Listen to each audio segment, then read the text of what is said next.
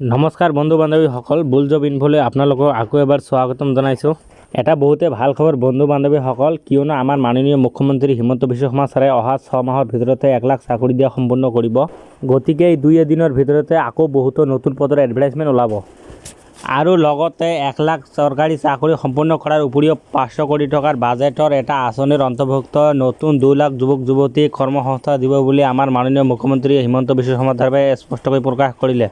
1 লাখ যুৱক যুৱতীক নিযুক্তিৰ আমি প্ৰতিশ্ৰুতি দিছিলোঁ।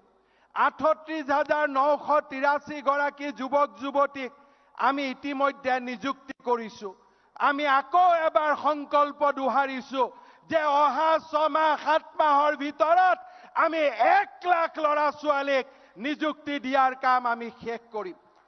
মই পুনৰবাৰ আজি আপোনালোকক ক'ব খুজিছোঁ, অহা এবছৰৰ ভিতৰত আমি আৰু নতুন এখন অভিলাষী আঁচনি ল'ম।